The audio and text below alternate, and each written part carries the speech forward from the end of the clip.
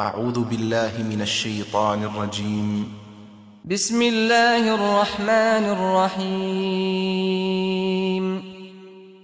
الحمد لله الذي أنزل على عبده الكتاب ولم يجعل له عوجا قيما لينذر بأسا شديدا من لدنه ويبشر المؤمنين الذين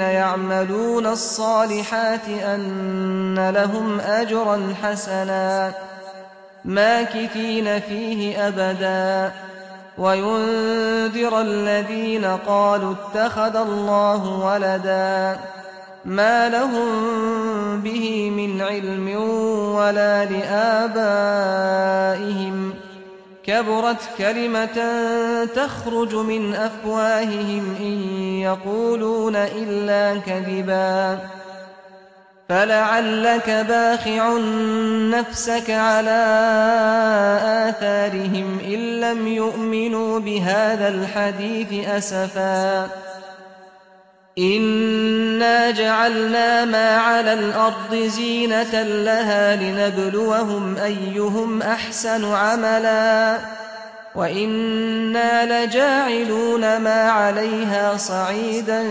جرزا أم حسبت أن أصحاب الكهف والرقيم كانوا من آياتنا عجبا إذ أوى الفتية إلى الكهف فقالوا ربنا آتنا من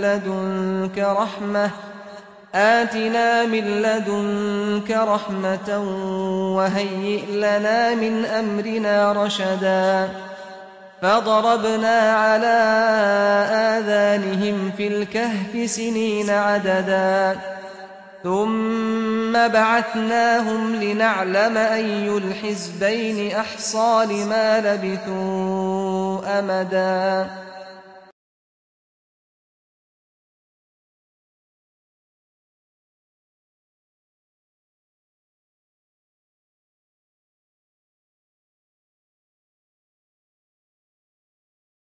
Bismillahirrahmanirrahim. Assalamualaikum warahmatullahi wabarakatuh.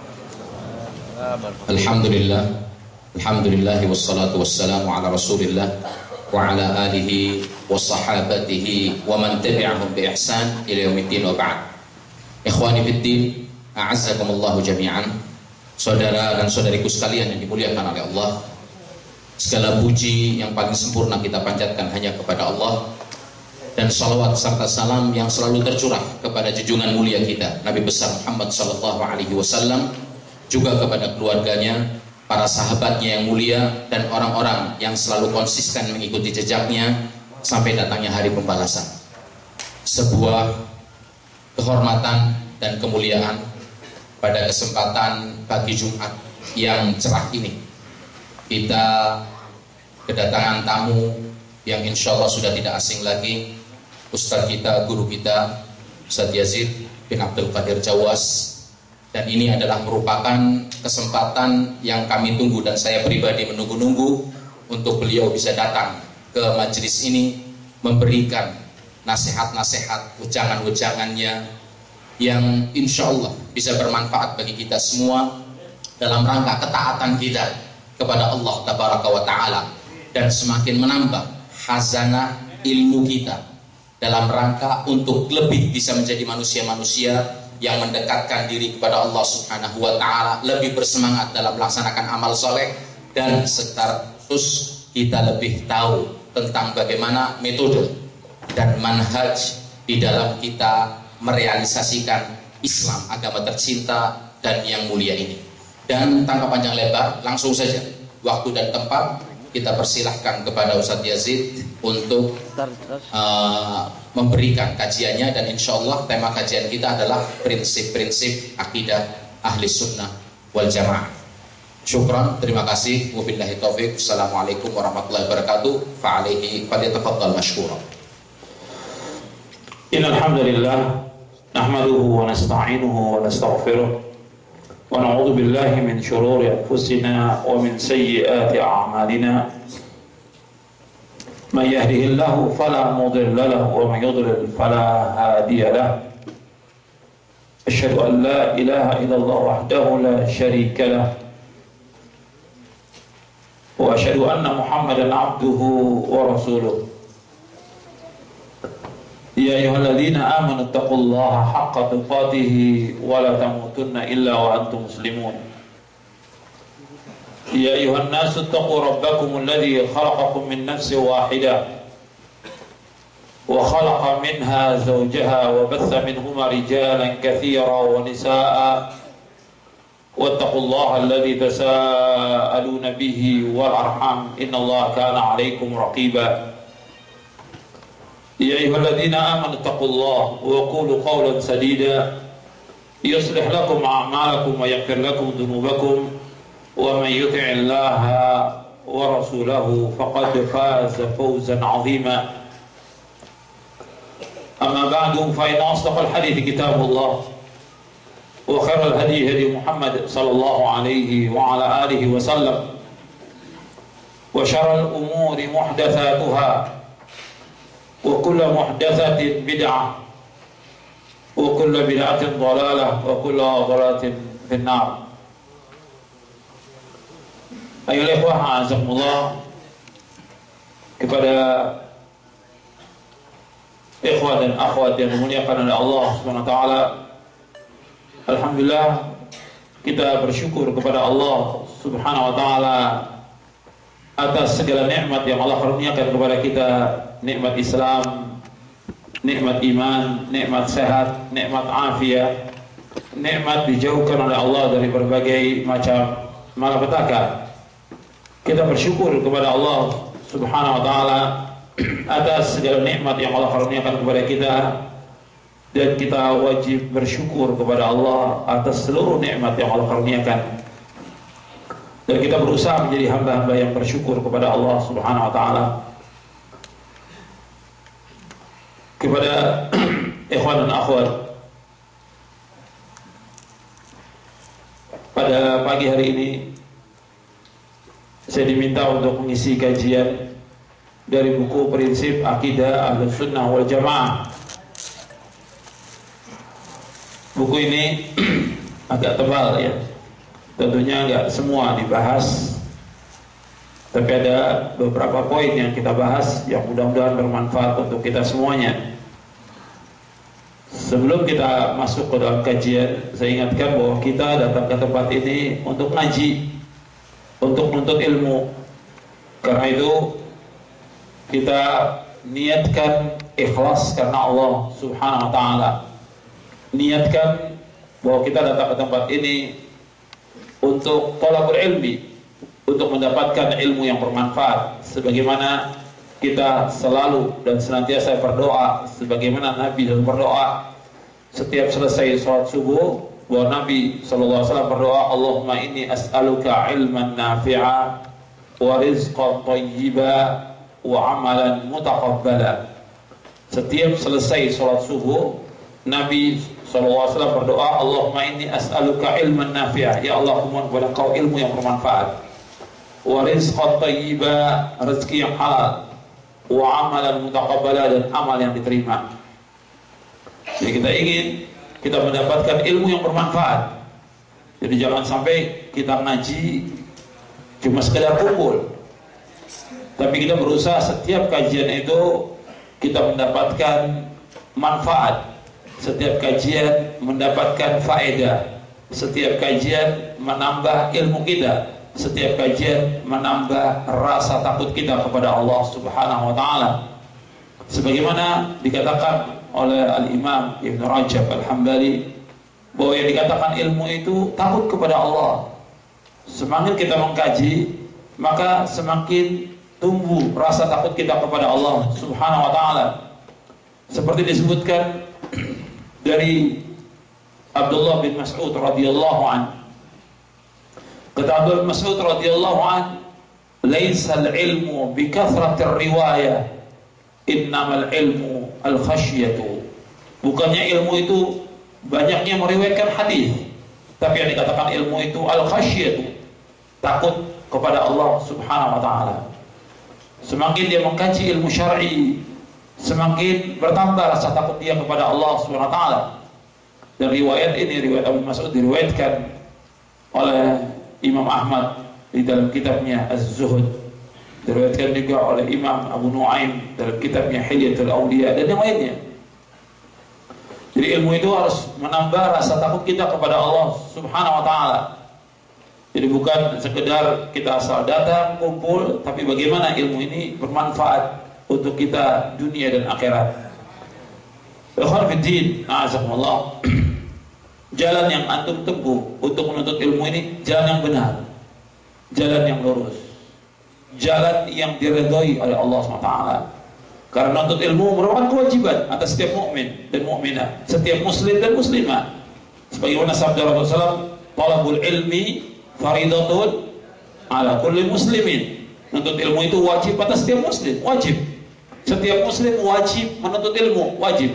Maka setiap hari dia harus luangkan waktu dia untuk menuntut ilmu. Setiap pekan dia wajib meluangkan waktu dia untuk menuntut ilmu, wajib hukumnya.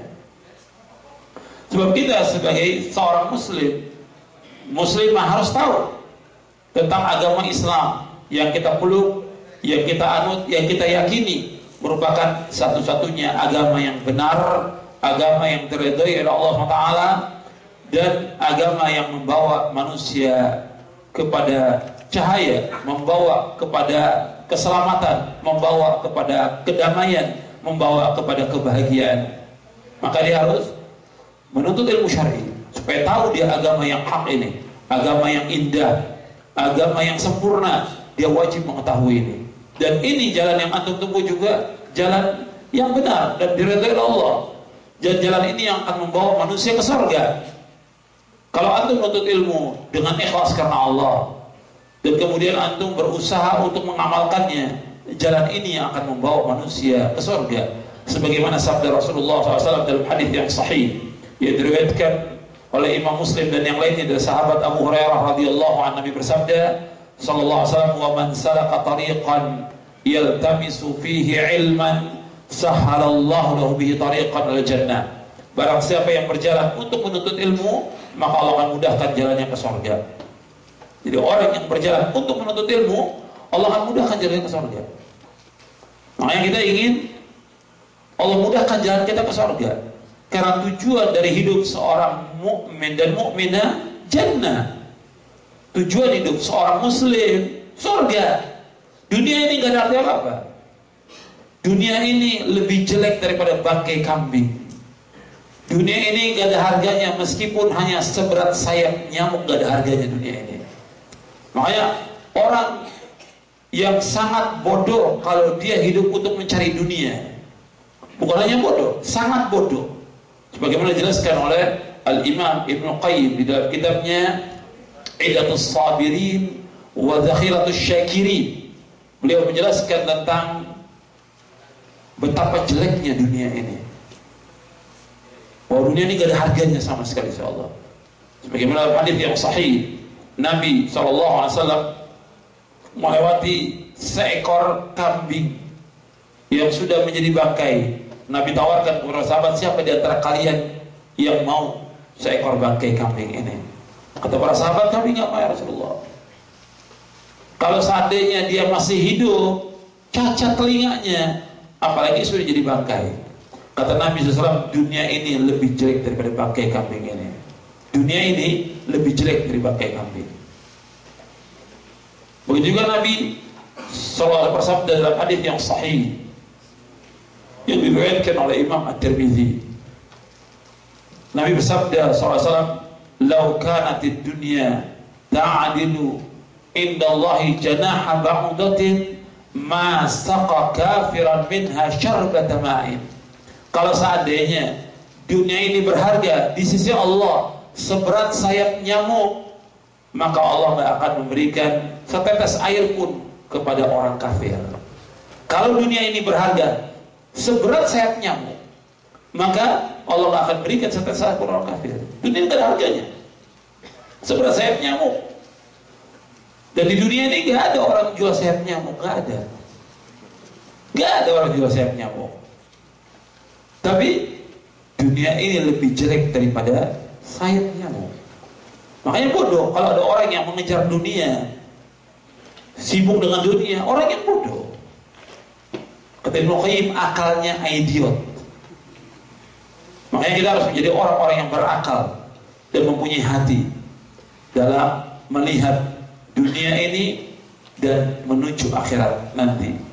Seorang mukmin akalnya waras, dia berpikir dunia ini gak ada harganya. Tetap mencari nafkah wajib, tapi jangan mencari nafkah kita mengorbankan agama kita. Jangan kita mencari nafkah mengorbankan ibadah kita kepada Allah.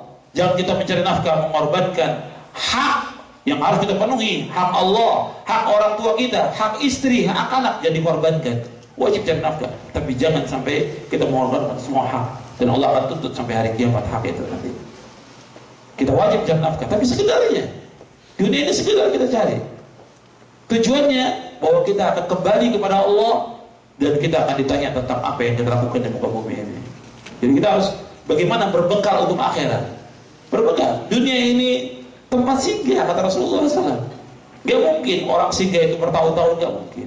Seperti seorang yang berteduh, kata Nabi, karakibin istadhalla tahta syajaratin thumma raha wa tarakaha, kata Rasulullah. Seorang ini, aku dengan dunia seperti seorang yang berteduh di bawah pohon, kemudian aku tinggalkan pohon itu. Orang berteduh di bawah pohon gak lama, dan kita hidup dunia seperti itu. Seperti kita berteduh di bawah pohon, hanya sebentar dan sesaat kita hidup dunia ini. Makanya kita harus berbekal. Berbekal dengan ilmu, berbekal dengan takwa kepada Allah, berbekal dengan amal saleh, dan berbekal dengan hati yang selamat, yang tidak berbuat syirik kepada Allah, yang tidak berbuat bid'ah, yang tidak hasud dan tidak dengki kepada siapapun juga. Qalbun salim, yauma la yanfa'u malun wala banun illa man atallaha biqalbin salim. Pada hari yang tidak bermanfaat harta dan anak-anak kecuali orang yang datang kepada Allah dengan hati yang selamat. Itu yang akan bermanfaat. Harta kita, anak kita nggak bermanfaat kecuali kalau dia betul-betul harta ini ditujukan untuk Allah, disedekahkan buat Allah SWT di jalan Allah, dan kemudian anak kita menjadi anak yang soleh, lalu itu bermanfaat nanti insyaallah. Tapi kalau tidak, nggak ada manfaat sama sekali. Jadi Allah, ini sekedar lima yang perlu saya sampaikan kepada bahwa kita harus berusaha untuk melihat dunia ini gak ada arti apa, bahwa kita akan kembali kepada Allah. Imma kita masuk ke surga atau ke neraka, waliyadzubillah, nasallallahu alaihi wasallam. Ya kita tuju akhirat, dan itu yang Nabi ajarkan kepada para sahabat radhiyallahu anhum. Nabi SAW mengingatkan para sahabat bahwa yang kita tuju dalam hidup ini adalah akhirat. Yang kita tuju adalah jannah, surga, bukan dunia. Dan itu berulang-ulang Nabi ingatkan, berulang-ulang. Makanya dalam ayat Al-Quran banyak sekali Allah menyebutkan. Tidak ada satupun dalam Al-Quran Allah menyebutkan pujian kepada dunia. Tidak pernah ada dan tidak akan ada. Dalam hadis Nabi tidak ada pujian kepada dunia. Yang ada celaan kepada dunia. Yang Allah puji adalah akhirat. Dunia ini Allah menyebutkan wa mal hayatud dunya illa mata'ul ghurur, dan tidak ada kehidupan dunia kecuali kehidupan yang menipu. Ya rugi kalau kita cari dunia. Sekedarnya aja. Sekarang kita harus berlomba-lomba bagaimana menuju akhirat. Dengan menuntut ilmu syar'i, dengan mengamalkan ilmu syar'i, dengan kita mendakwakan kepada keluarga ilmu syar'i ini. Ini bermanfaat. Jangan cari dunia. Dunia ini gak ada arti apa-apa. Hatta kita punya uang miliaran, insya Allah gak ada arti apa-apa kecuali kalau dia sedekahkan, dia infakkan, dia wakafkan, dia membantu orang-orang yang susah, orang yang miskin dan yang lain, manfaat. Jadi ini sebagai mukadimah yang perlu diperhatikan, bahwa tujuan hidup kita adalah akhirat. Itu harus kita ingat seumur hidup kita. Jangan sampai kita disibukkan oleh dunia, jangan, rugi kita disibukkan oleh dunia. Dunia ini hanya sekedarnya saja, seperti yang dilakukan oleh para sahabat radhiyallahu anhum ajma'in. Mereka adalah orang-orang yang menang, orang-orang yang bahagia, orang-orang yang sukses. Kalau kita mau lihat orang yang sukses, para sahabat sukses dia. Dunia sukses, akhirat sukses mereka. Tapi yang dituju adalah akhirat, dunia akan ke bawah. Tapi kalau sibuk dunia tinggalkan akhirat, maka rugi kita. Waliyadzubillah, nasallallahu alaihi wasallam. Di antara bekal yang harus kita perhatikan yaitu ilmu syar'i. Dari ilmu syar'i yang paling mulia dari seluruh ilmu syar'i ini, masalah akidah.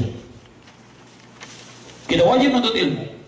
Dan kalau disebutkan dalam Al-Quran atau dalam hadis Nabi SAW atau dalam asar sahabat tentang keutamaan ilmu, yang dimaksud ilmu syar'i, ilmu yang dasarnya Al-Quran, As-Sunnah, menurut pemahaman para sahabat, itu yang dimaksud dengan ilmu. Kalau disebutkan ilmu, itu yang dimaksud. Dari seluruh ilmu yang paling mulia adalah masalah akidah. Dari seluruh ilmu yang paling mulia dari ilmu syar'i ini masalah akidah. Karena masalah akidah ini masalah keyakinan, masalah dasar. Seorang itu dia bisa menjadi baik dan tidak tergantung dari keyakinan dia dalam beragama. Seorang itu akan bahagia atau tidak tergantung dari keyakinan dia yang benar atau tidak. Ketika dia mempunyai keyakinan yang salah, dan ini yang berbahaya buat dia. Meskipun dia beribadah kepada Allah SWT, tapi keyakinannya dia salah, sesat dia. Meskipun dia ibadah kepada Allah, kita rugi. Makanya harus punya keyakinan yang benar, yang akan menyelamatkan kita dari berbagai macam bentuk penyelewengan, kesesatan, perpecahan, dan yang lainnya. Kita harus berpegang pada akidah yang hak ini.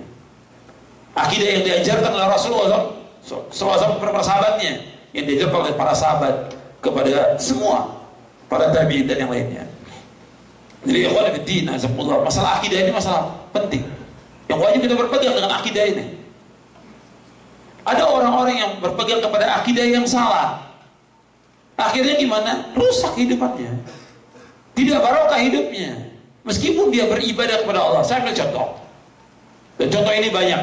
Saya ambil 2 contoh. Antum pernah dengar, ya mungkin pernah dengar atau mungkin pernah dibahas tentang Khawarij. Pernah dengar antum ya? Pernah Khawarij. Khawarij ini kelompok yang keluar dari jamaah kaum muslimin. Khawarij, kelompok yang pernah keluar dari jamaah kaum muslimin dan akan terus dia keluar sampai akhir zaman. Khawarij ini, dia keluar mulai munculnya di zaman Utsman bin Affan, tapi yang besarnya di zaman Ali bin Abi Thalib radhiyallahu anhu. Di zaman Utsman radhiyallahu anhu, di zaman Ali lebih besar lagi mereka. Bahkan mengkafirkan Ali bin Abi Thalib, mengkafirkan Muawiyah. Kehidupannya dia dalam masalah ibadah, masya Allah, ibadahnya luar biasa. Dan disebutkan Rasulullah, ibadahnya Khawarij luar biasa, mengalahkan ibadahnya sahabat. Puasanya, bangunnya di tengah malam, dan yang lainnya luar biasa. Tapi Nabi menyebutkan mereka menyimpang dari siratal mustaqim. Bahkan Nabi mengatakan dalam hadisnya yang hasan, Nabi bersabda, al-khawariju kilabun nar. Khawarij anjing-anjingnya neraka, kata Rasulullah SAW. Meskipun dia ibadahnya benar, artinya ibadahnya masya Allah, sholat malamnya, sholat 5 waktunya, kemudian yang lain-lain, puasanya, tapi mereka menyimpang. Bahkan baca Quran, di antara mereka hafal Quran. Cuma mereka, kata Rasulullah, baca Al-Quran, yamruquna minas sahmi, yamruquna minad din kama yamruqu minas sahmi. Kata Rasulullah, dia keluar dari agama sebagaimana keluar anak panah dari busuknya. Dan beliau yang disebutkan, sayaqra'ul Qur'an rijalun la yujawizu hanajirahum yamruquna minad din kama yamruqu sahmu minar ramiyah. Kata Rasulullah, nanti akan ada orang-orang yang membaca Al-Quran, tapi Quran yang dibaca tidak melewati tenggorokan mereka, tidak sampai ke hati mereka. Mereka keluar dari agama Islam ini sebagaimana keluar anak panah dari busurnya. Sesat. Kenapa? Menyimpang dari keyakinan yang benar yang diajarkan oleh Rasulullah SAW. Dari akidah yang benar, dia punya keyakinan bahwa orang yang berbuat dosa besar kafir, penguasa yang tidak berhukum dengan hukum Allah kafir, keluar dari Islam. Ini penyimpangan. Makanya disesatkan oleh Rasulullah SAW. Contoh yang kedua, ini satu. Yang kedua, seperti Syiah. Ini juga sesat. Bahkan kalau kita lihat ajaran Syiah jauh dengan ajaran Islam. Yang pokok bukan bicara soal sholatnya, bukan soal mut'ahnya, Tapi yang pokok bicara soal apa? Bicara soal apa dulu? Yang pokok akidah. Akidahnya sudah beda dengan akidah Ahlussunnah wal Jamaah, beda sudah. Syiah menganggap bahwa Ali sebagai Tuhan, dibakar oleh Ali bin Abi Thalib radhiyallahu anhu arda, dibakar. Yang buat agama Syiah adalah Abdullah bin Sabah al-Yahudi laknatullah alaihi. Kemudian dia juga mengatakan bahwa sahabat-sahabat, keyakinan ini, sahabat-sahabat menurut mereka sesudah wafatnya Rasulullah apa? Kafir. Menurut Syiah. Padahal sahabat orang-orang yang mulia diabadikan Allah dalam Al-Quran. Mereka diridhai oleh Allah dan dijamin dengan surga para sahabat. Yang Nabi mengatakan bahwa para sahabat merupakan khairun nas, sebaik-baik manusia dari seluruh manusia di muka bumi ini. Tapi dikatakan oleh orang Syiah apa? Kafir. Quran ini Al-Quran. Menurut orang Syiah, Al-Quran yang ada ini tidak sama dengan Al-Quran mereka. Mereka punya 3 kali Quran ini. Keyakinan bagi mereka dan termaktub dalam kitab-kitab mereka. Dari ini saja sudah dikafirkan. Makanya Imam Malik, gurunya Imam Syafi'i, mengkafirkan Syiah. Ketika Syiah mengkafirkan para sahabat radhiyallahu anhum ajma'in. Nah, di sini keyakinan. Belum lagi keyakinan yang lain, banyak keyakinan Syiah yang lain. Tentang Quran, tentang sahabat, tentang imam. Bagi mereka imam itu lebih tinggi kedudukannya daripada nabi dan para rasul. Imam bagi Syiah itu, imam itu maksum dan segala macam lagi sudah. Belum lagi yang lain yang mereka lakukan, bahwa mereka sudah menyimpang dari siratal mustaqim. Makanya ikhwan fillah, azakumullah, belajar tentang akidah ini wajib, dan kita harus tahu tentang akidah yang benar supaya kita tidak keluar dari manhaj yang hak ini. Bahwa kita harus berusaha bagaimana kita berjalan di atas jalan yang lurus, siratal mustaqim yang kita minta setiap hari. Ihdinas siratal mustaqim, siratal ladzina an'amta 'alaihim ghairil maghdubi 'alaihim waladdallin. Ya Allah, tunjukilah kami ke jalan yang lurus. Jalannya orang-orang yang kau beri nikmat atas mereka, bukannya jalan orang-orang yang kau murkai, dan bukan pula jalannya orang-orang yang sesat. Kita minta kepada Allah agar ditunjuki jalan yang lurus. Dan nanti akan kita bahas insyaallah jalan yang lurus ini. Di dalam buku ini antum sudah punya. Saya akan jelaskan dulu awal-awal, karena akidah yang kita pegang ini, akidah yang kita yakini, akidah Ahlussunnah wal Jamaah. Antum lihat di halaman 18 di bukunya, di buku yang kita kaji ini, prinsip-prinsip akidah Ahlussunnah wal Jamaah. Di buku ini antum lihat di halaman 18.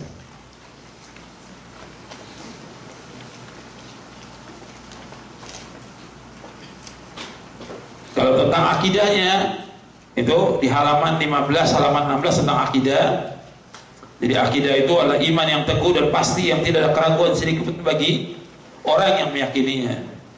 Sedangkan akidah Islamiyah adalah keimanan yang teguh dan pasti kepada Allah dengan melaksanakan seluruh kewajiban, bertauhid dan taat kepadanya, beriman kepada malaikat-malaikatnya, rasul-rasulnya, kitab-kitabnya, hari akhir, takdir yang baik maupun buruk, dan mengimani seluruh prinsip-prinsip agama yang sahih, perkara-perkara yang gaib, beriman kepada ijma', konsensus salafus saleh, serta seluruh berita-berita yang qat'i, yang pasti, baik secara ilmiah maupun amaliyah yang telah ditetapkan menurut Al-Quran dan As-Sunnah yang sahih, serta ijma' salafus saleh. Ini berkaitan dengan akidah. Jadi akidah ini sesuatu yang menghunjam dalam hati seorang, yang berkaitan tentang tauhid kepada Allah, yang berkaitan dengan arkanul Islam, yang berkaitan tentang arkanul iman, dan yang lainnya yang telah ditetapkan dalam Al-Quran, Sunnah, dan ijma' salafus saleh. Kemudian definisi Ahlussunnah wal Jamaah di halaman 18. Apa yang dimaksud dengan Ahlussunnah wal Jamaah? Yang dimaksud dengan as-sunnah menurut bahasa artinya jalan atau cara, baik jalan itu terpuji maupun tercela.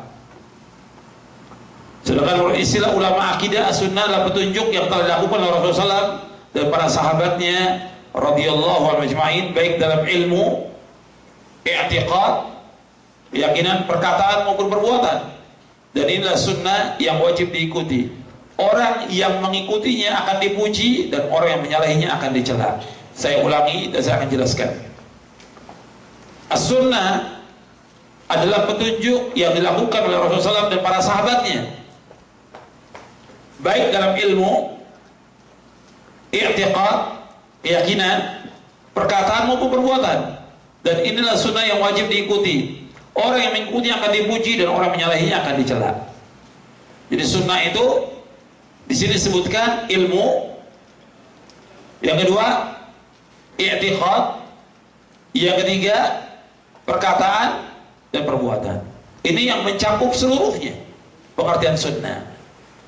Jadi sunnah itu mencakup seluruhnya, berkaitan dengan akidah, berkaitan dengan ibadah, berkaitan dengan akhlak, berkaitan dengan muamalah. Ini sunnah yang mencakup seluruhnya. Nah, kalimat sunnah ini kadang-kadang diartikan sunat. Beda antara sunnah dengan hukumnya, di kita istilahnya apa? Sunnah. Beda. Nanti ada sunnah itu yang wajib, seperti bentuknya keyakinan, ibadah, akhlak, muamalah. Ada yang sunnah itu hukumnya sunnah. Jadi ada sunnah yang hukumnya wajib, ada sunnah yang hukumnya sunnah. Saya contohkan. Seperti sholat berjamaah bagi laki-laki. Ini sunnah Nabi atau bukan? Sholat berjamaah bagi laki-laki, sunnah Nabi atau bukan? Sunnah Nabi. Hukumnya apa? Wajib. Kalau orang tanya dalilnya mana? Dalilnya Allah berfirman dalam surah Al-Baqarah ayat 43, wa aqimus sholata wa atuz zakata warka'u ma'arakin. Dirikanlah sholat, keluarkanlah zakat, dan rukulah bersama orang-orang yang ruku. Kata para ulama, dirikanlah sholat bersama yang ruku maksudnya apa? Yaitu sholatlah dengan berjamaah.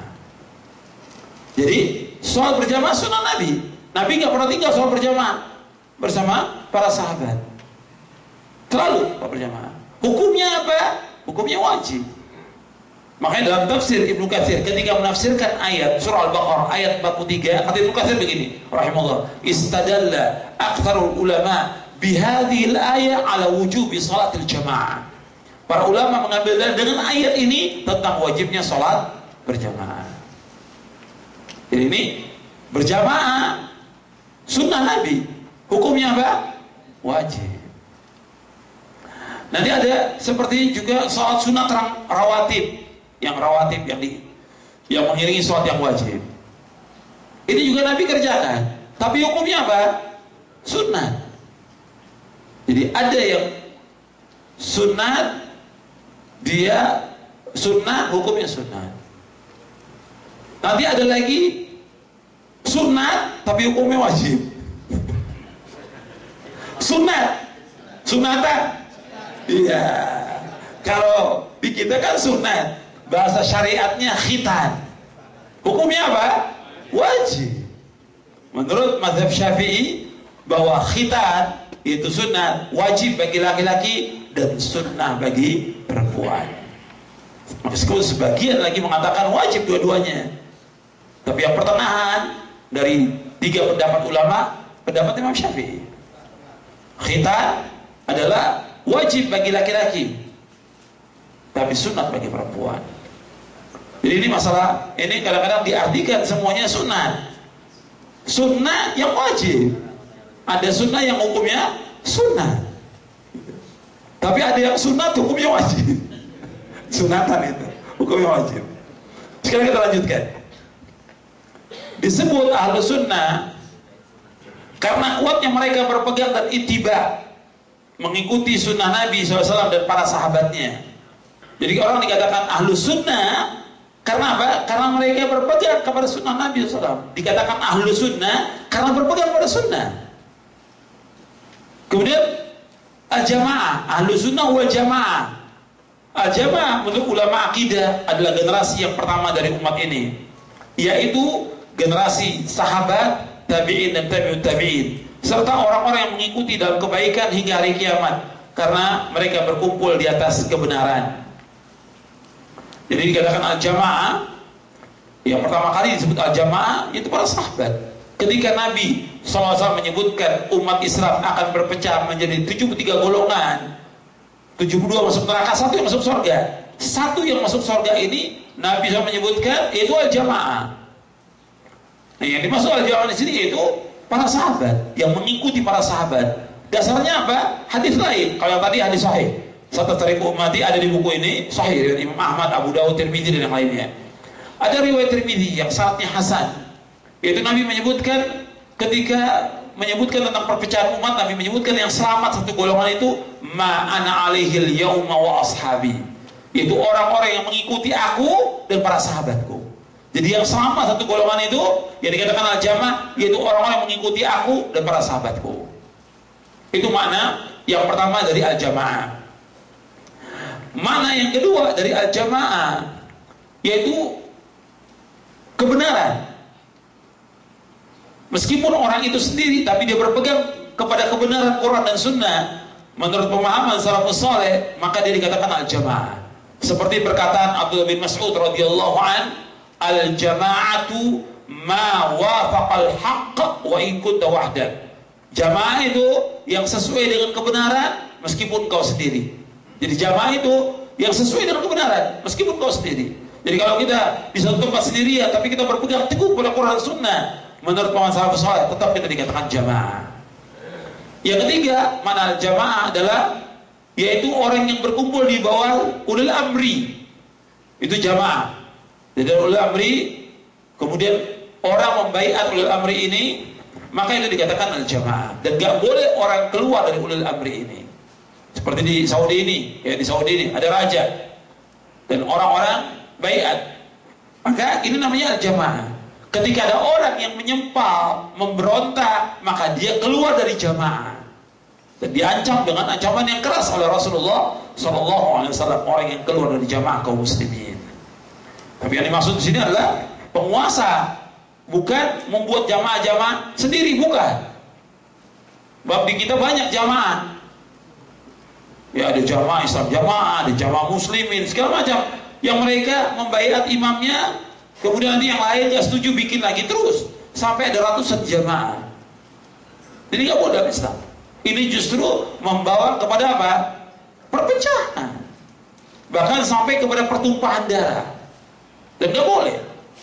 Bahwa ada satu khalifah yang dibaiat, pemimpin yang besar itu yang boleh taati. Yang lainnya tidak boleh. Bahwa kalau ada berapa khalifah disuruh oleh Nabi untuk dibunuh. Idza buya khalifataini faqtul adahuma. Apabila 2 khalifah dibaiat, bunuh salah satunya, kata Rasulullah. Dan hadis ini sahih, diriwayatkan oleh Imam Muslim dalam sahihnya. Jadi ini pengertian tentang Ahlus Sunnah wal Jamaah.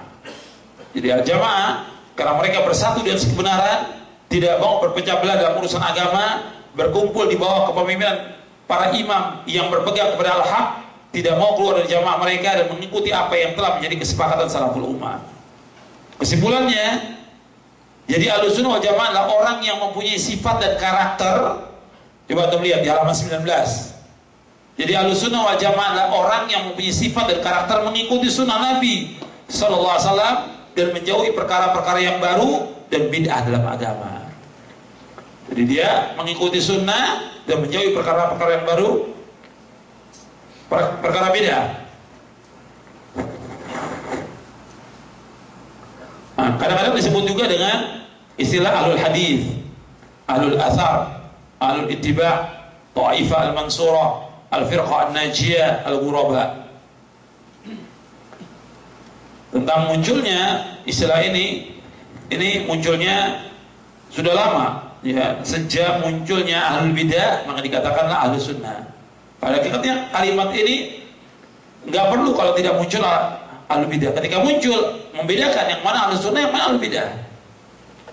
Makanya di para ulama salaf menyebutkan sejak lebih dari tahun 100 Hijriah, seperti Ayyub As-Sikhtiyani mengatakan, apabila aku dikabarkan tentang meninggalnya seorang dari ahlus sunnah, seolah-olah hilang salah satu anggota tubuhku. Imam Sufyan juga Ats-Tsauri mengatakan, aku wasiatkan kalian untuk berbuat baik kepada ahlus sunnah karena mereka adalah ghuraba, artinya orang-orang yang asing. Dan masih banyak lagi yang lain yang menjelaskan tentang ahlus sunnah. Karena sudah mulai timbul pada zaman itu, zaman tabi'in, ahlul bidah.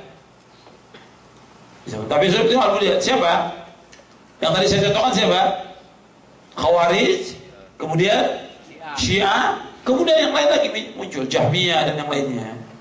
Makanya lihat Ahlus Sunnah dengan Ahlul Bidah. Dan terus seperti itu. Makanya Imam Syafi'i pun rahimahullah itu juga membantah pemikiran-pemikiran sesat dari Ahlul Bidah di dalam beberapa kitabnya. Kemudian di bab yang kedua, saya jelaskan di sini tentang kaidah dan prinsip Ahlus Sunnah wal Jamaah dalam mengambil dan menggunakan dalil. Ini enggak semua saya bahas. Ya, ini ada 10 poin. Yang penting aja yang perlu kita ingat bahwa sumber kita dalam kita beragama ini itu saya sebutkan tentang akidah karena masalahnya kita membicarakan masalah akidah. Buku ini membahas tentang prinsip akidah. Maka saya sebut sumber akidah. Hakikatnya sumber agama Islam ini adalah Kitabullah Al-Quran, kemudian Sunnah Rasulullah SAW yang sahih dan ijma' salafus saleh. Jadi sumber kita dalam kita beragama ini adalah yang pertama Quran, yang kedua Sunnah, yang ketiga ijma' salafus saleh. Jadi dalam kita beragama gak boleh kita sumbernya perasaan kita, jangan, atau akal, gak boleh, atau orang banyak yang kita ikut, gak boleh. Dalil dalam kita beragama, dalilnya apa? Ada nggak di Quran? Kalau disebut dalil, ada nggak dalilnya di Quran? Kalau disebutkan dalil, ada nggak dalil Sunnah? Kalau nggak ada nggak penjelasan sahabat? Jadi nggak boleh kita dalam beragama ikut orang banyak, nggak boleh dalam Islam, nggak boleh. Jadi kita harus dalilnya kita lihat ada atau tidak. Sebab Allah Subhanahu wa ta'ala menyuruh kita untuk berdalil, nggak boleh ikut-ikutan. Kalau antum bawa mushaf Al-Quran, Allah sebutkan dalam surah Al-Isra, surah 17 ayat 36, Allah berfirman, wala taqfu ma laysa laka bihi ilmun inna sam'a wal basara wal fuada kullu ulaika kana anhu mas'ula. Jangan kamu ikut apa yang kamu tidak tahu, karena sungguhnya pendengaran, mata dan hati akan ditanya oleh Allah. Jadi kita dalam beragamanya harus dalil, jangan ikut-ikutan, nggak boleh. Dalilnya ada atau tidak. Kalau nggak ada, nggak boleh kita ikut, nggak boleh. Di dalam kita beragama, kalau disebutkan dalil ya Quran, bukan pendapatnya Ustadz. Kata Ustadz saya, Ustadz bukan dalil. Kata guru saya bukan dalil. Kata Habib saya bukan dalil. Kata ulama saya bukan dalil. Kalau dalil Quran, mana dalilnya? Mana hadisnya? Sahih atau tidak hadis itu? Dan bagaimana penjelasan para ulama tentang hadis itu? Itu dalil namanya. Dan agama Islam agama dalil, agama hujjah. Makanya ketika orang-orang Yahudi atau Nasrani mereka menganggap dirinya bahwa mereka pasti menjadi penghuni sorga, kata Allah, tanya dalilnya mana? Gak punya dalil mereka. Allah abadikan dalam surah Al-Baqarah di ayat 111, wa qalu la yadkhulul jannata illa man kana hudan aw nasara tilka amaniyum qul hatu burhanakum in kuntum shadiqin. Kata Allah dalam surah Al-Baqarah ayat 111, wa qalu, mereka berkata, siapa? Yahudi Nasrani, la yadkhulul jannata illa man kana hudan nasara, tidak akan masuk surga kecuali orang Yahudi atau Nasrani. Apa kata Allah kepada Nabi Muhammad SAW? Qul hatu burhanakum in kuntum shadiqin. Katakan kepada mereka, mana dalil kamu, mana bukti kamu, mana hujjah kamu jika kamu orang yang jujur. Gak punya bukti, gak punya hujjah, gak punya dalil mereka. Jadi dalam kita beragama ini dalil, bukan kata ustaz, bukan kata kiai, bukan kata guru. Jangan kita lagi, nih yang sangat lemah lagi. Dulu saya pernah belajar di Indonesia begini. Dulu. Dalilnya mana? Gak tahu. Lo antum nih hidupnya harus dengan dalil. Beragama Islam dengan dalil, bukan kata orang. Kalau yang antum ikuti salah, sesat, bid'ah, gak diterima oleh Allah. Sebagaimana sabda Rasulullah, man amila amalan laisa alaihi amruna fahuwa raddun. Barang siapa mengamalkan satu amalan yang gak ada contoh dari kami, tertolak amalan itu. Tertolak. Jadi dalilnya ada atau tidak dalam kita beragama. Makanya di sini dalam kita berakidah, dalam kita beribadah, itu harus dalilnya ada atau tidak. Ini penting dalam kita beragama. Harus kembalikan kepada siapa? Quran dan Sunnah. Kalau ada orang dia salah, berbuat kesalahan dalam masalah akidah atau dalam masalah ibadah, kita tegur. Dia kemudian jawab begini. Ini sering nih, ya. Kita masing-masing aja deh. Kok masing-masing? Lu saya Islam atau Islam? Disuruh oleh Al-Quran masing-masing atau kembalikan kepada Quran Sunnah? Saya tanya kepada antum. Disuruh masing-masing atau kembalikan kepada Quran Sunnah? Kembalikan kepada Quran Sunnah. Dasarnya apa? Dalilnya gimana? Coba. Siapa yang bisa sebut ke dalilnya? Satu, yang lain. Dalilnya. Nah, ini dalilnya.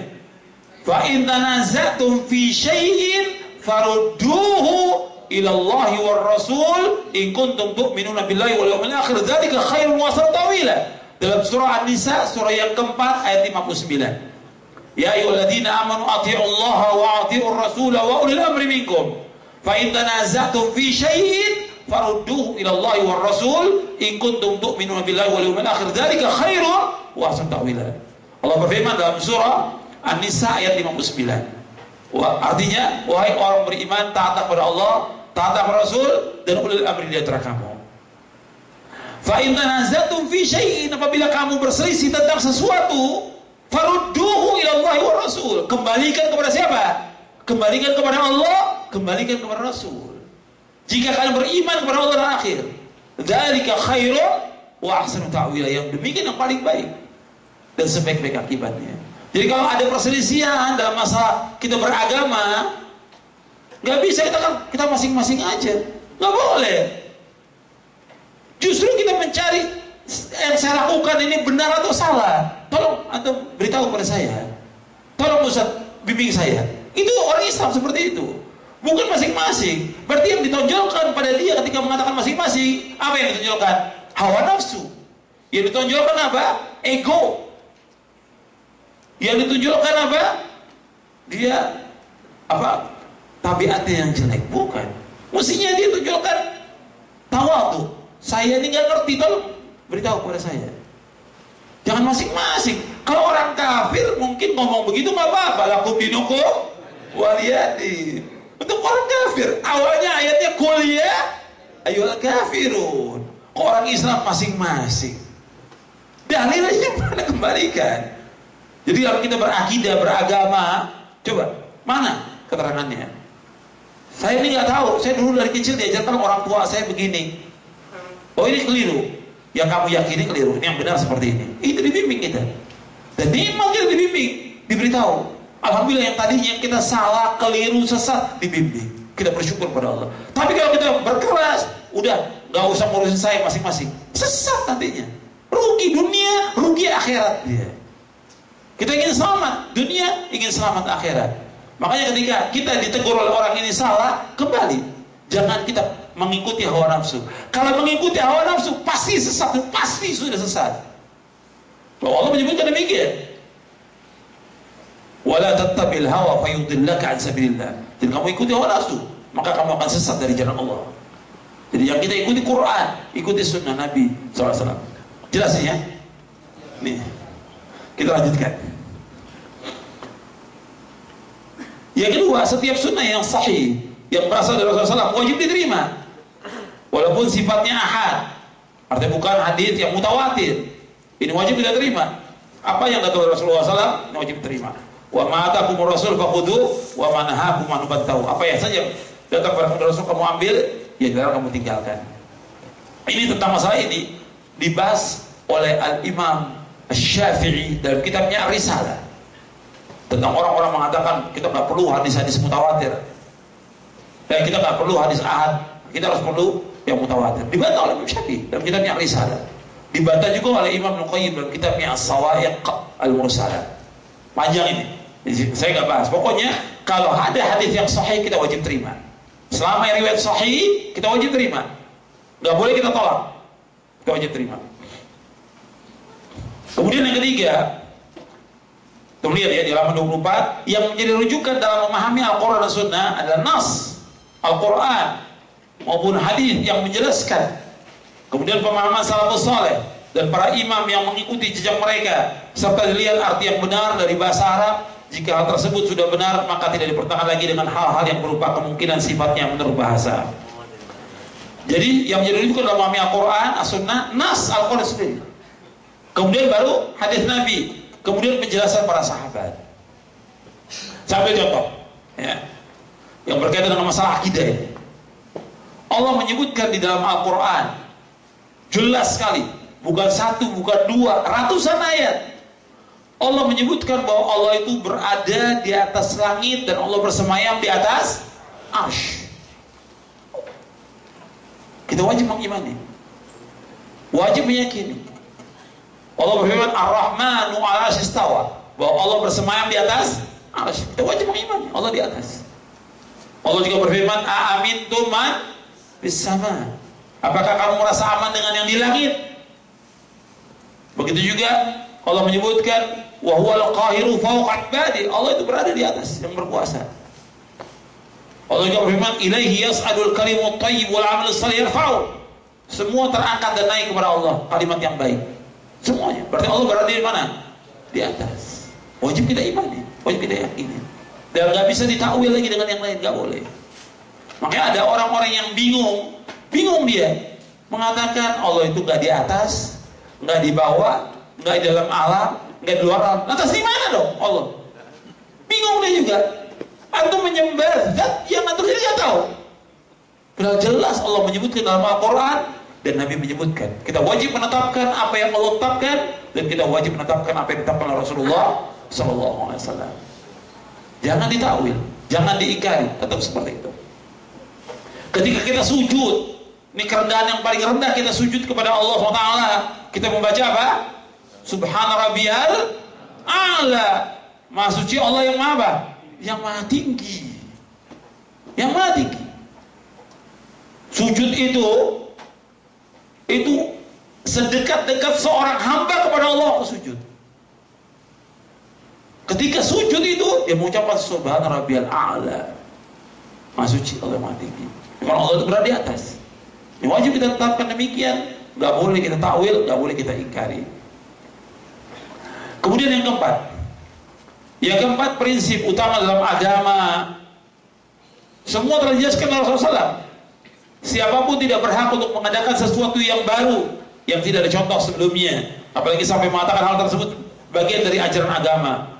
Allah telah menyempurnakan agamanya, wahyu telah terputus dan kenabian telah ditutup, sebagaimana Allah berfirman al-yawma akmaltu lakum dinakum wa atmamtu alaikum ni'mati wa raditu lakumul islam madina.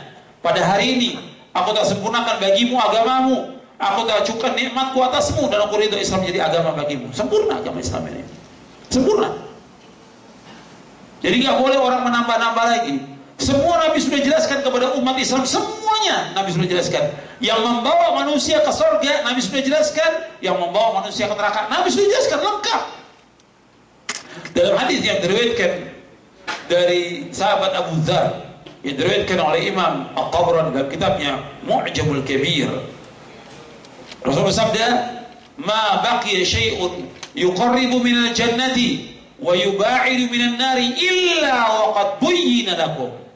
Tidak tersisa sedikit pun juga apa saja yang membawa manusia ke surga dan membawa manusia ke neraka sudah dijelaskan. Yang membawa manusia ke surga Nabi sudah jelaskan lengkap semuanya. Yang membawa manusia ke neraka Nabi jelaskan lengkap semuanya. Gak ada yang tersisa dari agama ini. Kewajiban kita sebagai umat Islam yaitu apa? Ittiba kepada Rasulullah SAW. Yang kita wajib ikuti siapa? Rasulullah atau ulama? Rasulullah SAW.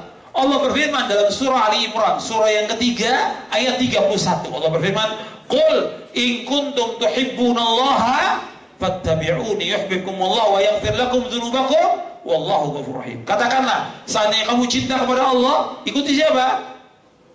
Ikuti siapa? Ikuti Rasulullah. Fattabi'uni, ikuti Rasulullah. Misalnya Allah akan cinta kepada kamu, dan Allah akan mengampuni dosa-dosa kamu, dan Allah Maha Pengampun lagi Maha Penyayang. Yang kita ikuti bukan ustaz, bukan guru, bukan kiai, bukan habib, bukan ulama, Rasulullah kita ikut. Ulama membantu kita untuk menjelaskan jalan menuju dalil. Ulama membantu kita menjelaskan dalil kepada kita. Ditunjukkan di kitab ini, dalilnya ini, ulama tunjukkan. Yang kita ikut ulamanya atau dalilnya? Dalil yang kita ikut. Dalil yang kita ikut. Dan ini keyakinan yang harus kita pegang. Kita gak akan bisa dibohongi oleh siapapun juga. Kalau kita berpegang dengan dalil, dengan wahyu, dengan Quran wa sunnah, kita pegang, gak akan dibohongin orang.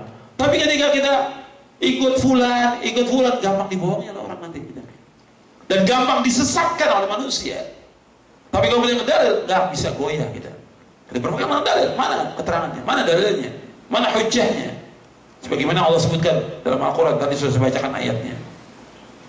Jadi agama Islam sudah sempurna. Gak boleh kita membuat sesuatu yang baru dalam agama ini. Sempurna sudah.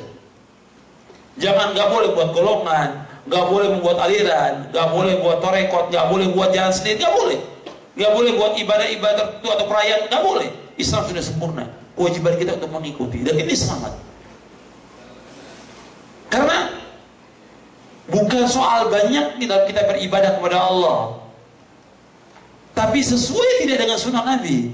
Allah berfirman dalam surah Al-Mulk, surah Tabarak ayat 2, Alladzi khalaqal mauta wal hayata liyabluwakum ayyukum ahsanu amala. Bukan aktsaru amala, bukan.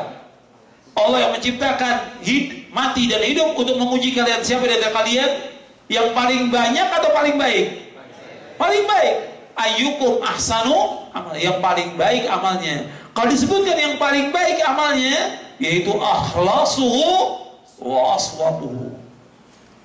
Kata Fudail bin Iyad, maksudnya akhlasuhu, yang paling ikhlas, yaitu orang mengerjakan khalisan liwajhillahil karim. Dia mengerjakan ikhlas semata karena Allah. Yang kedua, aswabuhu makana sawaban atau muwafiqan ala sunnah, yang sesuai dengan sunnah. Jadi bukan banyaknya amal, bukan. Jadi sesuai enggak dalam kita beramal dengan sunnah Nabi SAW? Kalau tidak, jangan. Ikhlas, syaratnya ibadah dua, ikhlas dan ittiba, mengikuti contoh Rasulullah SAW. Jadi agama Islam sudah sempurna, nggak boleh kita membuat yang baru dalam agama ini. Cukup dengan apa yang Nabi bawa, cukup sudah. Makanya ayat ini diakui dan dibaca ayat ini oleh siapa? Oleh orang Yahudi. Sampai Yahudi datang kepada Umar bin Khattab radhiyallahu anhu. Wahai Umar, di dalam Al-Quran ada satu ayat, kalau ayat ini turun kepada kami, masyaallah Yahud, kami jadikan hari raya. Ayat yang mana? Dibacakan oleh Yahudi ini, al-yawma akmaltu lakum. Kemudian kata Umar, aku tahu tentang turunnya ayat ini dan aku ada di situ, yaitu di Arafah, di sore hari di padang Arafah, di saat terkabulnya semua doa. Aku ada di situ, kata Umar. Kata al-yawma akmaltu lakum dinakum wa atmamtu alaikum ni'mati wa raditu lakumul Islam dinan. Sempurna agama ini, gak boleh kita tambah-tambah, gak boleh berbuat bidah, gak boleh. Makanya Nabi bersabda, antum lihat hadisnya di halaman 25. Rasulullah SAW bersabda dari sahabat Aisyah radhiyallahu anha wa ardhaha, qala Rasulullah, man ahdatha fi amrina hadza ma laysa minhu fa huwa radd. Barang siapa yang mengadakan sesuatu yang baru dalam urusan agama kami yang bukan dari agama ini, maka amalnya tertolak. Hadis ini sahih Bukhari dan Muslim dari sahabat Aisyah radhiyallahu anha wa ardhaha. Ya, agama Islam sudah sempurna, nggak boleh tambah-tambah. Sudah, kita ikuti yang datang dari Nabi. Makanya Nabi SAW sangat keras mengingatkan umat Islam jangan sampai mereka berbuat bid'ah, sesuatu yang baru dalam agama ini, nggak boleh. Keras Nabi. Di zaman Nabi belum ada bid'ah, tapi Nabi ingatkan terus kepada umat Islam jangan sampai mereka masuk. Kalau masuk ke sini bid'ah, sesat. Makanya Nabi bersabda di dalam hadis yang sahih diriwayatkan oleh Imam Ibnu Majah, di muqaddimah Sunan Ibnu Majah dikatakan oleh Nabi, taraktukum ala mithlil bayda lailuha kanahariha la yazighu anha ba'di illa halik. Aku tinggalkan agama Islam putih bersih, putih bersih, bersih putih, nggak ada bercak-bercak, nggak ada. Nggak ada bercak-bercak hitam, nggak ada, bersih, putih bersih. Kata Nabi, tidaklah berpaling dari yang putih bersih ini, maka orang itu pasti binasa, dan pasti sesat orang itu, kata Rasulullah. Jadi Nabi tinggalkan agama Islam putih bersih, sempurna agama Islam. Kemudian ditambah oleh orang-orang belakangan. Tambah, ya bedanya Syiah, Khawarij, keyakinan-keyakinan yang lain, percaya kepada orang-orang yang dikubur itu bisa memberikan manfaat, bahwa wali-wali yang sudah dikubur itu bisa memberikan manfaat, bisa menolak bahaya. Ini semua keyakinan yang sesat. Keyakinan. Makanya harus dibersihkan lagi, dikembalikan lagi umat ini kepada yang bersih, seperti yang Nabi tinggalkan kepada umat Islam ini. Baru umat ini akan selamat, baru umat Islam ini akan jaya. Kalau tidak, selama masih ada bercak-bercak syirik dan bid'ah, tidak akan maju umat Islam ini. Makanya harus kembalikan dengan kesempurnaan agama Islam ini. Kalau orang Yahudi mengakui, mestinya umat Islam lebih lagi mengakui tentang ayat ini. Yang kelima, kita sampai 5 poin, yang ini baru kita pindah ke bab lain, yaitu berserah diri, patuh, berserah diri, taslim, patuh dan taat hanya kepada Allah dan Rasulnya secara lahir dan batin, tidak menolak sesuatu dari Al-Quran dan Sunnah yang sahih, baik menolak itu dengan kias, analogi, perasaan, atau kasyf, iluminasi, atau penyingkapan tabir rahasia, sesuatu yang gaib, ucapan seorang syekh, atau pendapat imam-imam dan lainnya. Artinya di sini berserah diri, patuh, taat hanya kepada Rasul mutlak. Berserah diri, taat, patuh itu mutlak hanya kepada Allah dan Rasulnya, tidak kepada yang lain. Kalau sudah ada dalil dari Quran dan Sunnah, kewajiban kita untuk taat. Sami'na wa ata'na. Gak boleh kita tolak. Gak boleh kita tolak Quran dan Sunnah dengan ra'yu kita, dengan pendapat kita, gak boleh. Dengan perasaan kita, gak boleh. Dengan orang banyak, gak boleh. Dengan perkataan guru, dengan perkataan syekh, perkataan imam, gak boleh. Hatta imam-imam, Imam Hanafi, Maliki, Syafi'i, Hambali, rahimahumullahul jami', semua mengatakan, kalau ada pendapatku menyalahi sunnah Rasulullah, buang apanya? Buang pendapatku, kamu ikuti siapa? Sunnah Rasulullah. Semua imam, Imam Hanafi, Maliki, Syafi'i, Hambali, dan dibawakan dalam beberapa kitab. Saya bawakan juga di buku Sifat Salat Nabi, di Muqaddimah Sifat Salat Nabi, bisa nanti melihat di buku Sifat Salat Nabi, saya bawakan pendapat para imam itu dengan rujukannya. Semua imam mengatakan, kalau ada pendapatku menyalahi sunnah Rasulullah, buang pendapatku. Termasuk gurunya Imam Syafi'i, Imam Malik rahimahullah. Imam Malik, kulluna radun wa mardudun illa sahib hadzal qabr. Setiap kita ini bisa menolak dan ditolak, kecuali yang penghuni kubur ini, itu Rasulullah SAW. Dan ditolak pendapatnya. Wajib sami'na wa ata'na. Taat, taslim ke Rasulullah. Wajib. Kalau enggak, akan membawa kepada kebinasaan. Makanya Allah menyebutkan dalam Al-Quran, lihat di sini ayatnya. Dalam surah An-Nisa ayat 65 Allah berfirman, "Fala wa rabbika la yu'minuna hatta yuhakkimuka fima shajara bainahum, thumma la yajidu fi anfusihim harajan mimma qadaita wa yusallimu taslima." Demi Rabbmu, mereka tidak dikatakan beriman sebelum mereka menjadikan engkau Muhammad sebagai hakim dalam perkara yang mereka persiskan di antara mereka, dan tidak ada rasa keberatan dalam hati mereka terhadap apa yang kau putuskan, dan mereka menerima dengan sepenuhnya. Jadi ikhwan fillah, azakumullah, ketaatan kepada Rasulullah ini mutlak. Kalau ada sesuatu perkara, maka kita lihat dalilnya ada atau tidak. Kalau dalilnya ada, tinggalkan kebiasaan kita yang lama atau perbuatan bid'ah, kita tinggalkan, kita taslim kepada dalil yang ada ini. Tunduk, pasti. Gak boleh ada rasa kalau Allah dan Rasul putuskan satu perkara, gak boleh ada rasa sempit dalam dada kita, gak boleh. Kita wajib taslim, terima, sami'na wa ata'na. Dan ini orang-orang yang bahagia. Jadi ikhwan fillah, azakumullah, tentang ketaatan kepada Rasulullah ini mutlak. Kalau kita ingin bahagia, taat kepada Rasulullah sallallahu alaihi wasallam. Para sahabat lah orang-orang yang taat kepada Rasulullah.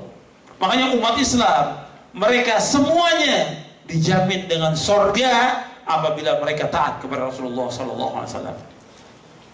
Dalam hadis yang sahih yang diriwayatkan oleh Imam Bukhari, Nabi bersabda sallallahu alaihi wasallam, "Kullu ummati yadkhuluna jannah illa man aba." Qila wa man ya'ba ya Rasulullah? Qala man ata'ani dakhala al-jannah wa man asani faqad aba.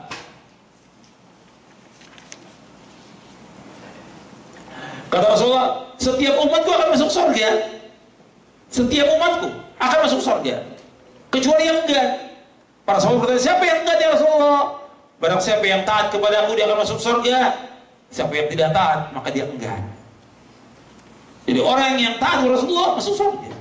Dan nanti perhatikan, kalau orang yang taat, dia akan mendapatkan kebahagiaan, keberkahan, petunjuk, kenikmatan, dan juga diangkat derajat dan dimudahkan masuk ke dalam surga. Tapi beda dengan orang yang tidak taat kepada Rasulullah, mendapatkan kesulitan, kesusahan, ketidakbarokahan, kemudian dia diancam dengan masuk neraka. Makanya antum lihat orang ketika tidak taat kepada Rasulullah, ini fatal akibatnya. Saya ambil contoh. Di zaman Nabi ada seorang yang makan, minum tangan kiri. Nabi ingatkan, makan tangan kanan dan minum tangan kanan dengan dasar hadis yang sahih yang terkait Muslim. Kata Nabi, idza akalu falyakul bi yamini wa idza shariba falyashrab bi yamini fa inna syaitana ya'kulu bi shimali wa yashrabu bi shimali. Apabila kamu makan, makan dengan tangan kanan. Kalau minum dengan tangan kanan, karena semuanya setan makan dengan tangan kiri dan minum dengan tangan kiri. Orang ini biasa seperti kita, kalau kita tegur orang, bilangnya apa? Kidal, kebot. Dari dulu seperti ini. Kata Nabi, kalau kamu demikian, kamu gak bisa angkat tangan kamu. Kaku, dia gak bisa angkat tangannya. Karena tidak taat Rasulullah, fatal akibatnya. Ini yang sifatnya pribadi. Belum lagi yang sifatnya umum. Ya, antum sudah baca dan mungkin sudah dijelaskan oleh para ustadz yang ada di sini. Itu kisahnya perang Uhud. Ketika para sahabat yang memanah, pasukan pemanah yang dipimpin oleh Abdullah bin Jubair radhiyallahu anhu, Nabi suruh kamu tetap di atas bukit Uhud, menang atau kalah tetap di sana. Ketika mereka melanggar, tidak taat, kalah umat Islam waktu perang Uhud. Disuruh tetap, menang atau kalah tetap, jangan turun dari bukit Uhud. Mereka turun, akhirnya kalah terjadi. Qadarallahu ma syaa fa'al. Ini tidak taat, makanya ketaatan kepada Rasulullah ini penting. Dan itu akan membawa kepada kebahagiaan. Sama aja sekarang saya ambil contoh. Antum yang sudah punya istri berumah tangga. Rumah tangga antum akan bahagia ketika istri ini taat kepada suaminya. Dan itu jalan seorang istri menuju surga. Ketika dia taat kepada suaminya, itu jalan dia menuju surga. Bahagia rumah tangga. Si istri tenang, si suami juga tenang karena taat kepada istrinya. Tapi ketika istri membangkang, nusyuz, durhaka, gak mengalami ketenangan. Si istri gak tenang, suami juga gak tenang, dan anak-anak berantakan. Iya tidak? Kenyataan seperti itu. Makanya seorang istri wajib taat kepada suaminya, wajib taat kepada suaminya. Gak boleh dia menolak, gak boleh membantah, apalagi melawan. Gak boleh dalam Islam, hukumnya haram. Bahkan yang paling mulia seorang istri dia suaminya. Dia wajib ditaati. Jangan ini, makanya Allah tidak menyuruh kepada wanita itu yang berat-berat, tidak, ringan. Taat kepada suami, laksanakan sholat, puasa, kemudian juga taat kepada suami. Nggak seperti laki-laki. Laki harus mencari nafkah, laki-laki. Laki-laki harus berjuang, laki-laki harus berjihad, dan yang lainnya. Tidak seperti wanita. Disuruh dia di rumah. Makanya taat seorang istri kepada suami akan membawa kepada kebahagiaan. Dan ini saya ingatkan juga, itu bisa sampaikan nanti kepada istri-istri atau dan juga akhwat yang ikut hadir. Saya ingatkan dengan satu hadis Nabi SAW.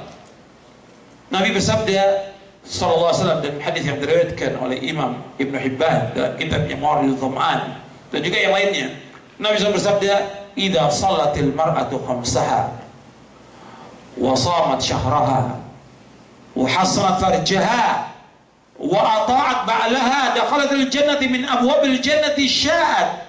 Kata Nabi, apabila seorang wanita salat yang 5 waktu, dia puasa di bulan Ramadan, dia menjaga kehormatannya dan dia taat kepada suaminya, maka dia masuk surga dari pintu surga mana saja dia kehendaki.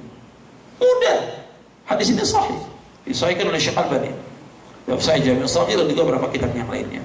Apabila seorang wanita salat yang 5 waktu, puasa di bulan Ramadan, menjaga kehormatannya, menjaga kemaluannya, menjaga pakaiannya sempurna, dia pakai jilbab sempurna, dan dia taat kepada suaminya, maka dia masuk surga dari pintu surga mana yang dia kehendaki.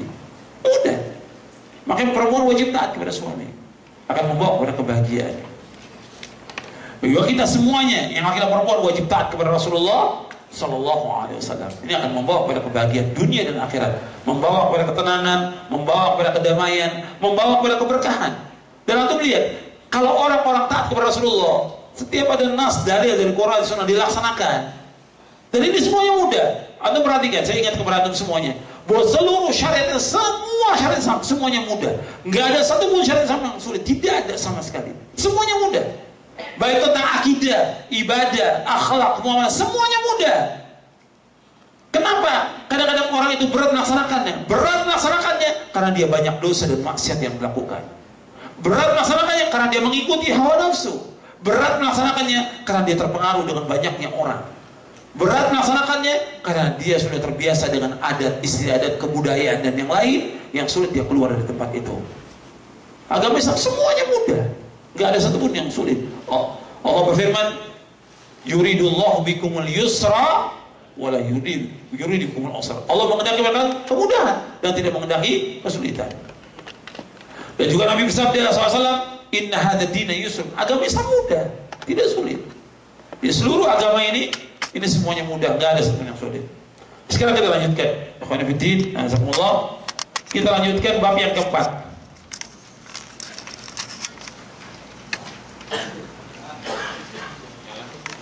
Ya, nanti ada tanya jawab ya.